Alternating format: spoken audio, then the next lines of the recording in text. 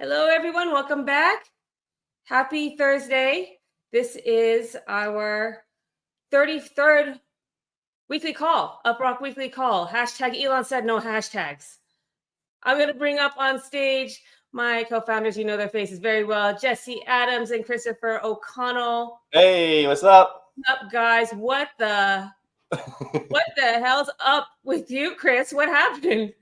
You look like you got shot like Trump.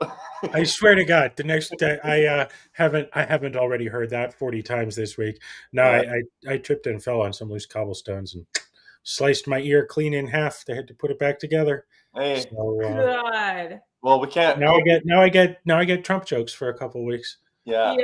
Yeah. Well, luckily, it's your ear, not your brain, because we need that sweet brain of yours. We need Well, the brains. they put half a dozen staples in my head too, but they did a CT scan and they're like, dude, so broken. And I'm like, yeah, just like last time. And they're like, oh, okay then. Oh my gosh. That's crazy. So, did you get the good drugs? No. I didn't. Oh, I'm sorry. They're not on the good drugs anymore. You get Tylenol now. Yeah. Well, I'm glad That's that lame. you are okay. I'm sure you're gonna have a nice little earmark to commemorate. I'm gonna have a cool scar. It's gonna be Yeah. That's what you Well, cool. need. You know, you got the hat, you got the cigar, you got the nice fits. You need the cigar.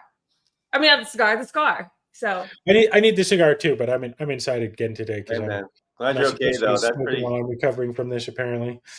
yeah. Those freak accidents are always just crazy when it happens. So glad you're okay. Yeah, Well, but- the really sad part is I was holding a MacBook in my hands when I crashed, and I hit hard enough to destroy a MacBook, which is pretty hard because they're aluminum. I bent it right in half. yeah. Yeah. That's the sad part. You're right. Not that you had to get staples in your head. Yeah. Well, it's just Well, Well- Jesse, you look great too. You're very festive. Yeah. Thanks. I got a big. This is my ugly sweater. It's kind of still a bull run, so I got a cow. A cow. It is ugly, but I appreciate the bull run sentiment. Yeah. So cheers to Block Talk with Hamza. Big fan, he says. Nice to see you. Let's go. Hello. Great. Hi, Hamza. Good to see you. All right. Sasso, what's up? Cool. Shall we get started, fellas? Yeah. Yep. Let's do it. Okay. So this is our 33rd weekly call. Our hashtag this week is Elon said no hashtags. I don't know if you guys saw that on X, but he made a plea. Please stop using hashtags. And Sir Roz, who's usually takes the lead on these slides and like what the tags are going to be. He's out this week, so I filled in for him, and so that's the best I got. After I did that, it came to me in the shower. 'Tis the season for deepen, and I totally missed it. I dropped the ball, but anyway, hashtag Elon says no hashtag. Yeah. Well, we still have next week. Next week is still the season. Yeah. Next week is the 21st or 22nd. 6th. The 26th, which is Boxing Day. Yep. That's true. All right, let's go through the agenda real quick. We're going to do, obviously introductions. You know who we are. A couple of highlight and reminders. We have an update on our iOS review issues, and we're going to go another recap on Prism, which we talked about last week, and then we'll head out of here and get our Thursday going. All right. Yep. Perfect though. All right. So first up, Sean Carey, who's one of the partners at Borderless Capital. So Borderless Capital is they led our fundraising raise earlier this year, and so he was on. Oh, let me see. I just closed that by accident. He was on the IO Tech Spaces talking about DPIN, commodity devices, and. So anyway, we had a little bit of a shout out there. Really thankful for you, Sean, for bringing up UpRock, as he always does. I really appreciate all the support he gives us. But go check that out on iotex_io on X. And if you want to see more about Sean, I'm not sure if I'm going to pronounce this correctly, but it's Desone or Desone or Desone. I'm not sure. Desone? I don't know. DESONE. That's on X. So go check that out. And real quick, if you guys don't know, Sean is the co-founder of Helium and the former CTO.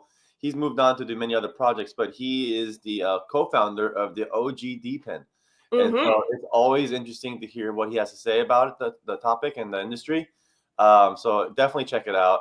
And this is why it's also an honor that they support us, and we love that he gives us a shout out. But he just has a lot of great insights because he's been looking at the space and working on it and pioneering it since the beginning for a long time. And they're one of the shining examples, the Helium Network. So check him out. Yeah. Sean is really great. When he speaks about DPen, you want to listen. Yep. Yeah. Okay. Now we have a reminder. So this is on our X, UpRock.com on X. So there's this campaign, SC Adventure, unveiling the DPen treasure. So what this is, it's a campaign going on with SEAC DPen, and it's a series of weekly quest to earn tasks where you can engage with DPen innovations through content activities. So you complete some tasks, you earn some points, and you win rewards that are contributed. The rewards that are contributed by leading DPen projects. There's a bunch of DPen projects involved in this, including us. And the rewards are from a $10,000 prize pool. So go check that out. You have until March. It starts on the 1st, and then you have until March 31st to participate. And by the way, C means Seattle. It's not Seattle. Sounds like Southeast Asia. So they're going to specifically do a lot of local events and a lot of localized events in Southeast Asia. So if you're in any of those countries, this is great for. We're thinking about this a lot. So whether they're going to do some local community events in Vietnam, Philippines, places like that, Thailand, just Southeast Asia area. They're going to be able to have localized as well, so local people there to talk to people about DPen and education about that. So we're really excited about that because this helps, I think, any real life events and speaking different and doing it in the right language makes a huge impact. So we're excited to support this. But that's what this is about. So if you are from any of those countries and interested in what's going to happen and with local events, and just definitely reach out to them or DM us or DM them and they're going to get involved. Okay. Perfect. Yeah. Now we've got some product updates. So not a lot of if you've been paying attention or not paying attention, if you've been listening to our live streams for the past few weeks, you've known that we had this iOS update that is due to come out, but we have been stuck in reviewer purgatory. Yeah. All we want for Christmas is a release. That sounds so naughty. I didn't mean it that way. When you say it that way, it sounds pretty bad, but and also good. I mean, at this point, it will be euphoric. So here's what we got. We've had a call with Apple on Monday or Tuesday. We had a call with Apple on Tuesday, and the reviewer gave us some insights on why our app update keeps getting rejected. Jesse, you were primarily on that call. You want to share what's going on? To summarize it in one sentence, it's a bunch of goddamn bullshit. Normally, I'm the calm one, and Jesse gets worked up. Jesse's like, "Chris, you probably shouldn't come to this call." I'm like, "Yeah, you're probably right." And then when I heard about it, I was like, "I'm glad I didn't come to this call. I would have called it bullshit to their faces." Anyway. No, I'm the guy with the rose-tinted glasses, man. No, so this was an interesting call. Android, obviously, you can do a lot more, and but iOS is it feels arbitrary. So they have a specific clause in their terms of use that says they just basically want to discourage apps that require users to do digital tasks to earn rewards, which is so vague because if you think about every free game you've ever played, there's ads in it, which is watching the ad is a digital task. Maybe just an offer wall, play another game, and you can unlock a level in the current game. That's a digital task. Maybe you do a survey. That's a digital task. Shopping is a digital task. That made no sense to us. I was like, how do all these other companies get away with this? And there are hundreds of reward programs where you have to do something to get cash back, for example. And so I just kind of nicely grilled them because you never want to piss these people off because it's so arbitrary. So here's what it came down to. The definition of digital tasks is very interesting. They actually say that doing playing games or installing apps or doing things like that. They don't like those type of digital tasks. But surveys, those kind of tasks, they say those are from real companies that actually are helping their products. So that's okay, which makes no sense because ads promote real products too. But anyway, that's their how they think about it. So surveys are okay. And also, if you're doing deals for real world products, then it's okay. And what they really care about is that the primary purpose of the app cannot be digital tasks for earning rewards. And so I told them, well, hey, look, the primary purpose of our app is actually this wallet, and it's passive tasks. People most of the time don't have to do anything. It's just on the depend network, what it's about is that we do data tests and speed tests in the background, and you just earn while you sleep. And so this is the primary purpose of the wallet. They thought that wasn't good enough because they look at the app and they saw that we have a referral program. We have we use the word earn everywhere. And so they specifically said, hey, if you really say the wallet's your primary purpose, then change your app description, mention that wallet a little bit more in the title and the description. On the home screen, mention like this is the UpRock wallet. You can use words like this is a wallet that works for you. It helps you find deals, saves money, stuff like that. And then if you guys were interested in doing any kind of like reward back or something, instead of not just digital tasks, if you were to enter like buy real world goods, like basically shopping, then it looks like the primary purpose of your app is not just digital, and we'd be okay with that. So we're like, okay, all right. So we're going to make those changes. We're going to add a feature called cashback deals where you can shop at thousands of brands around the world. So it's funny the timing on this, because we've been working on this cashback deals, and it was sort of, I think we all thought that it was a little less interesting maybe than the games. We were gonna push it out probably next year in January or something, but since they've apparently arbitrarily decided, cashback deals are fine, but games by themselves are a problem, well, I guess you guys are going to get cashback deals earlier than anticipated. So we'll launch it. We'll see how you like it. So these are all, and by the way, these are all optional. You don't have to do any of these things. It's just like any good reward program, there's many ways for you to earn UPT, whether it's passively or actively. And so the games were great because you're playing a lot of these games already. These are popular ones. And when you do it with through the UpRock, we're actually able to reward you a ton of UPT playing these games. Same with the cashback deals. Like if you're shopping at Temu or Alibaba or Amazon, which you're already doing, now you can. We actually got some great deals where you can earn a ton of UPT, way more than just passively. And so, but it's just optional. So if you're going to do it, you might as well check the retailers that we support. Click on that. You can earn an amazing amount of UPT, which is awesome. And secondly, with iOS, because now they're going to see, you guys are doing digital tasks that we approve of, which is shopping. Which is whatever. That's how the rules are. But now it looks like the primary purpose isn't just digital tasks; it's also kind of like real world tasks. Plus, you have the wallet. So this is how I think this will work. We're going to implement this and then send it to review hopefully this weekend. And then finally, the iOS updates won't get blocked because this. By the way, iOS when it gets blocked, we're also blocking a ton of other stuff in the background.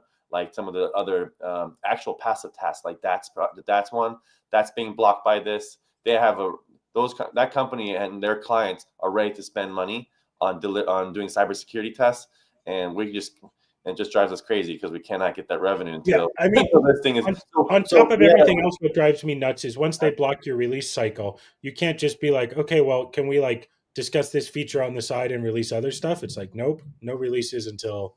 Yeah. So our worst case scenario was if we had a bad meeting with Apple on Tuesday, we would have just had to rip out the game stuff and just move on, But now they gave us a clear plan of attack, so that's what we're gonna do. And I feel pretty good about it. So they were nice, actually, but still, it's just Apple. So it's we want to be. Another thing too, I told them like, every wallet. Web3 wallets are evolution, like a real evolution from the Web2 way of doing things. And so I don't know how you guys are going to deal with all wallets in the future, because all wallets in the future are going to do more than just store your money. Like the best ones today, whether it's a Stripe or Venmo or even Coinbase wallets, right? They do way more now. Like you can earn with Coinbase, USDC. They do staking there too. Every single wallet is going to be able to want to save you money, find deals while you sleep. They're going to want to be able to going to probably have AI very soon. So they're going to be like more friendly to you. So they're going to evolve to be more than just wallet. They're going to find discounts. They're going to do stuff for you all the time. And they're probably going to ask you to do digital tasks to unlock more features. So I don't know how they're going to maintain this really weird rule they have going forward, because it's such the wallet is such a powerful app for everybody to unlock financial freedom, especially if it's crypto native. Yeah. So I mentioned that too, just as like a closing remarks, and she's like, yeah, smile and nod, and I think she kind of got it, but she doesn't write the rules, right? So, but yeah, we just gotta work within their system and keep going, keep shipping. So that's it, guys. Yeah. Anyway, to answer a question about will the deals be international? Not every deal is international and in every country, of course. But as I mentioned, this could have been a lot worse. We've actually been working with finding partners for being able to offer these kinds of deals for, gosh, Jesse, months now, right? Like probably since the late summer. Yeah. So we have enough. We have quite a few. We have quite a few in a number of countries, and we'll obviously keep adding more as we keep rolling this out. But yeah, we have a pretty solid base of deals right now to get started with. Yeah. So that's coming out soon. Again, you still have so this is a sneak peek of where the direction of the new UI, this is for iOS, is going. Like we said, one of the things that we had to not do was have a prominent display of the games on the home screen. So now we have a button on the top app bar to play games, to direct you to the games. Games are still there. I don't have the screen here, but there's an in between the dashboard and the home screen and the offers screen. The main screen of the offers is a list of the different types of different offer types that you can participate in. So that's the referral program, the games, the shopping / deals. So that's still there. You can still access the games. It's just not going to be prominently displayed. So this is what we have designed so far. Of course, we'll probably make some tweaks over the next couple of releases, but at least we want to get this release out. And you'll see that soon. And so I saw a question, Jesse. I don't know, or Jesse, Chris. I don't know. We have Europe deals for sure. Yeah, we have Europe deals. We have deals for Europe for sure, and then the Gary, similar to Windows out, you have a choice still. Well, here, let me read it out loud in case there's anyone who's not watching. But Gary asks, what about 2 versions for iOS with no games and cashback, and those for those that just want to earn with running the app only? Would that allow for faster updates for those that don't want the games section? Kind of like Windows app has 32-bit or 64-bit. You get a choice in the installer. So this is a tough one. The challenge, I'm never say never. But with 2 apps, we have 2 different things to maintain. And even if they share some of the code base, it's going to be a lot more complicated. Plus, traffic buying, not traffic buying, but just like competing with each other for downloads and installs. And the other thing is, Apple potentially, we've heard stories from other developers where Apple says, well, like, why is this in 2 separate apps? It should be in one app. Like, because sometimes developers might want to say like, hey, look how many total installs I have across all my apps. And so they split their functionality into 2 apps. And Apple says, no, we don't like that. We want it all in one. That's why this is so arbitrary. And we're just, You know what, Chris had a good point though. One of the things we can do, which we will do, is the home screen can adapt to what the person wants. So what you want. If you actually never want to even touch the games, we'll probably just keep it kind of a very minimal button. But if we notice, if the app notices you're actually playing the games, then the home screen will just make it more convenient for you. And the game card and the claim UPT for your all the rewards you're getting will just show up on the home screen, because we know the app notices you actually engage. Right. We can absolutely adapt the app to your usage and make it more convenient. So if there's exactly like Jess just said, if you're playing the games a lot, we can make those front and center. If you never play them, we can kind of filter them out of the way so they don't get in your way.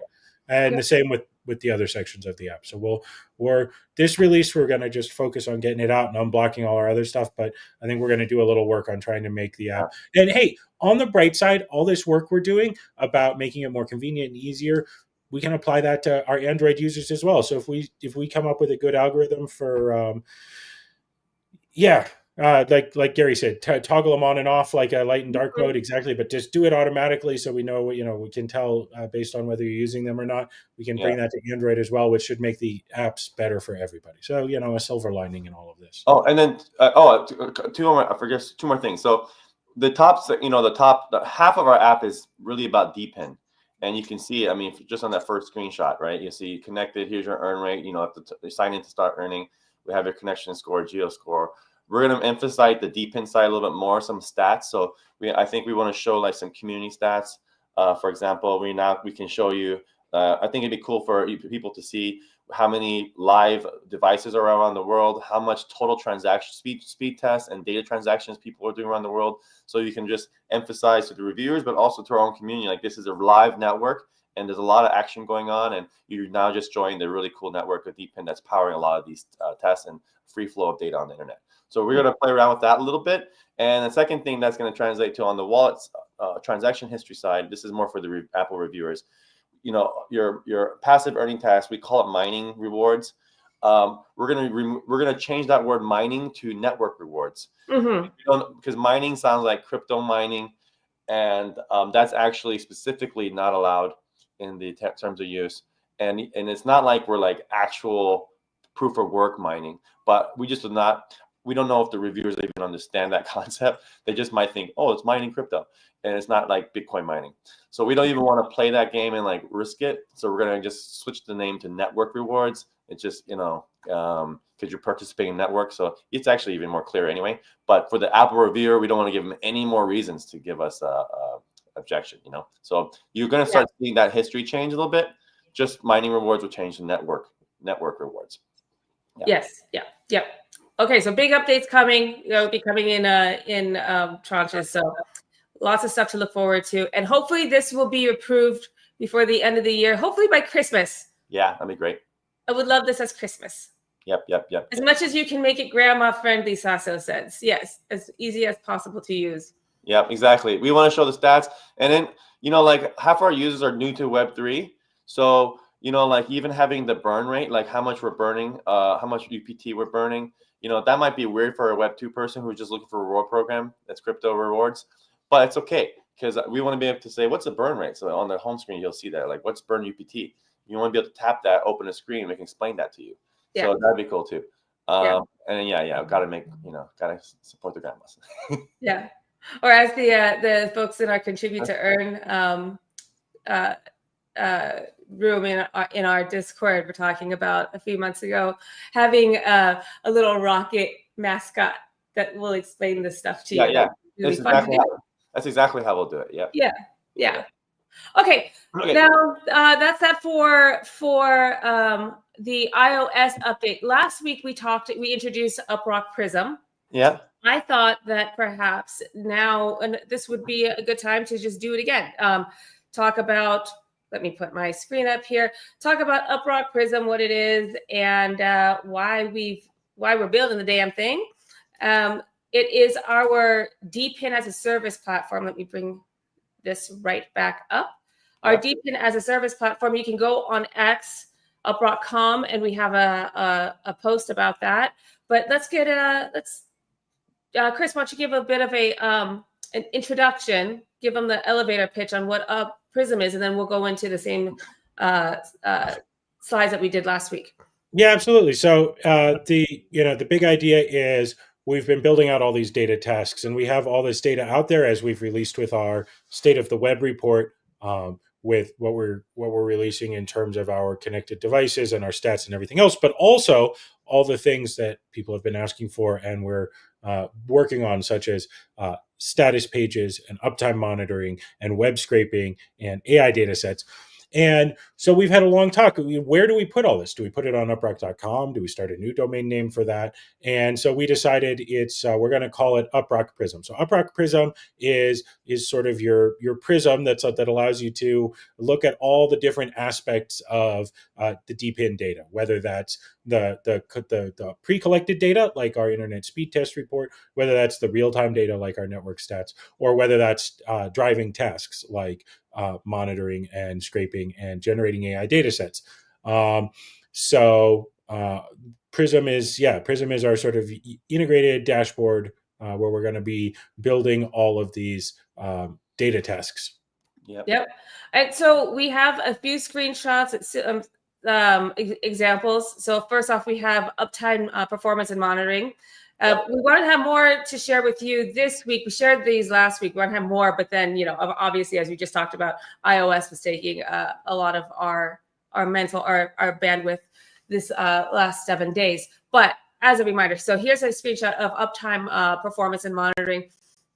And the problems that we're trying to solve here is like geographical blind spots, really complex setup. We want to simplify that. Again, make it grandma friendly. Not that grandmas are going to be, probably are not going to be doing uptime performance and monitoring, but if they wanted to, they could. So this is one of the solutions that Chris just mentioned that we are. Yep. And by the way, what's cool with Prism, we actually been getting, a few weeks ago, we have a developer grant program, but we also kind of co-promoted that or launched it with the super team Turkey, or just actually the Earn team. And we've been getting some really great submissions on the developer grant program, a lot actually. And we're very soon we'll probably announce our first amazing developer team that we're going to award a grant to, which will just accelerate some of the stuff because they're really awesome.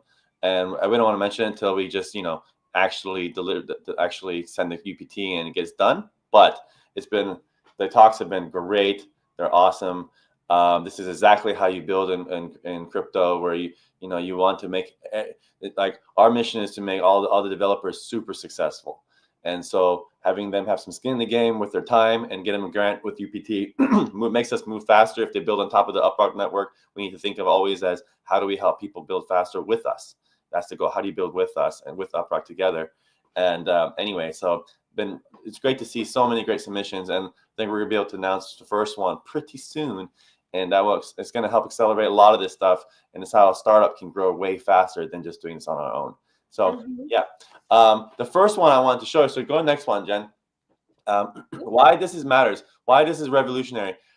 A deep and powered uptime or status page is so much more powerful than the Web 2 world. Couple things. If you're really most of these services, if you guys look up like uptime.com or Uptime Robot or Pingdom or ping.com, there's a bunch of them. They're all super successful companies. They usually what they'll do is they'll actually rotate maybe 10 data centers around the world to get this information, to make sure that whether their RPC or their servers or their website, whether they're up or down, get reports on just information. If you want data crawl, anything, you want to do data tests, you want load testing for your sites, make sure they're secure during high traffic days like Christmas time. All these things, a lot of times these services, like I just mentioned, they're just rotating data centers and they're sending you traffic, and then they'll send you reports. The reason why they don't do it for mobile devices, why it's so expensive in the Web 2 way, is you have to go out and buy a bunch of proxies, which might be $3 or $4 a month per device. Usually these proxies are desktop devices or hardware devices, and you have to just keep them on. So most of these companies, it just doesn't make sense to have a million devices on all the time doing nothing until you send them some data, because you have to pay for them no matter what. And this is a very inefficient way of doing this, which is why no one does it, which is why it's just through data centers. So if you look, I'm going to share my screen real quick. If you look at almost every tech company on earth usually has something like this if they're online. You guys can see that? Mm-hmm. Okay, this is Solana's status page. A lot of them usually use Atlassian, or like I said, there's Status Cake, there's Pingdom. This is what you see. So this is basically, you want to show every company who has like any kind of service that you depend on, there's always a page that you can go to make sure, is their network down or up. This is also good for their developer team, but you can also see this is kind of also a good way to brag and say, hey, yeah, Solana is overall up or down. And this is a great way for folks to see that the quality of the network and their historical data here. It's like, okay, yeah, over 90 days, their uptime has been amazing. So many companies provide this report, but you can see, It's not very granular. It's just like a couple of data points here. It says up or down. The deepen power way, which is so amazing, is that we can actually do a couple things here. One, we can actually say, because these tests are going out to real world devices, so not just data centers, we can say, yes, your site is actually up on millions of devices. We can actually say, yes, your site is actually up in 190 different countries. So this status page will become way more detailed, way more powerful, way more useful. And you can see, oh, wow, you can say, wow, for some reason, Solana is really slow in Hong Kong. This is not just good for the Hong Kong user, but also for the developers of Solana. Be like, hey, how come we're so slow in that region? So we can actually be very hyper specific, and more data, the better, the easier to fix the problem. So we're going to be able to offer a free version to this for every single crypto company who want to upgrade their status page, which would be great for UpRock. And then also a paid version for advanced features. So advanced features are like advanced alerts, advanced reporting. So who needs to know when something is down? How do you want to know it? What kind of reports you want to get? How granular you want to get there? That's more like advanced features. And then the other part that's really cool about being crypto native is here. A lot of these companies are paying fiat money to power these status pages. We're crypto native. So imagine now, instead of you can see here, like you can actually have, for us, if it's powered by UpRock, you can show that every time people load this Solana page and see the status page, you can see actually this page is powered by not UpRock, but powered by the people, powered by DPIN, and the revenue that costs to generate or pay for this status page is actually being used to buy back UPT. So we can actually show burn UPT token number on every single status page, and we can have a percentage of the revenue go toward burning back the partner token as well. So if you want, so Solana can say, for example, this status page powered by UpRock community, and every second can say it's burning X amount of Solana tokens, and it's also burning X amount of UPT tokens. That's what's pretty awesome about it. So those two things are amazing. Just more global coverage, granular data, and crypto native payments is going to make this a superior product to what is done today. So yeah, I don't know if I covered all the points there, but I want to show you guys, this is what it looks like right now. I mean, just check a look. There are tens of thousands of huge sites that use status pages, and our mission is to replace them all with the UpRock way, with the Web3 way. Yeah. Great. Thanks for sharing that. Shall I go back to the... You can go back to the last slide. And Chris, you have anything? Did I miss anything there? Good? Okay. No? Okay, so that was... No, I think you did a great job explaining that. Yeah, yep. Cool. Okay. And then we have real-time web scraping at scale. So addressing things like IP blocking, rate limiting, scalability issues, and data freshness. Yep. So same underlying infrastructure for us to send a bunch of jobs like uptime reports, make sure your sites are up or down. It's the same engine that will require us to power our knowledge abstraction layer, which just means being able to hyper local data scraping at scale on real world mobile devices, and token incentivized, which means people are incentivized to keep the app open. They're also incentivized to keep the network strong. So everyone's aligned, which is why it's so powerful about DPIN, because everyone's excited about this. It's not like you're just randomly downloading a game that's doing this in the background, or a VPN and just selling your data. Everyone in the network understands what's happening, and they're all incentivized to make this work because we're all part of the network. And this is why it's so much more powerful than the old way. Yeah. All right. So we'll have more updates on Prism as the weeks go by, but I mean, not even as the weeks go by, as the days go by. So just stay tuned, stay in touch with us on X. Also join Discord. Our Discord, we talk a lot about, that's a great place to get the latest updates. Yeah, so see us on X, see us on Discord, and then every week see us here.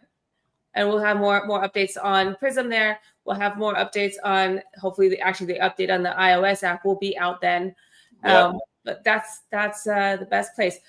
Also, while you are in Discord, there's two things I would love you to do. One, if you have some ideas on how you would like to see us, like what if you have feedback on features, or you have feedback on anything, or you have an idea, like, want to help us with our development journey, want to join us on the development journey, please join our Contribute to Earn program and share your thoughts and get rewarded for your thoughts. Second is, while you are there, please show some holiday love to the community and to our Rocketeers and our mods. They do such great hard work, and we're really appreciative of them. So please give them some love, and spread the holiday cheer. Or as Drew said earlier, do it for Festivus. Which while we were streaming, I was looking up Festivus because that's a Seinfeld thing, right? Like Merry Festivus. But it turns out that was an actual holiday that somebody had started that came into popular culture because due to Seinfeld, but it was already a thing. So it's a secular winter holiday. It takes place on December 23rd. So Festivus is real. Okay. Well, the more you know, huh? The more you know. Thank you, Drew. I did not know. Yes. Okay. You do have a killer look. It's true. I do. Thank you. You should see what my pants are, because they're just like, they're my sweatpants. My holiday sweatpants. Party up top or party both sides? There you go. That's how it works. All right. Okay, guys. That's all we have this week. There's a lot brewing under the water. A lot of work to do. Last thing I want to say, I want to extend a very, very happy birthday to our favorite Jesse. Happy birthday, Jesse. Thank you. Happy birthday, Jess. Yeah. You got some big plans today. Go celebrate.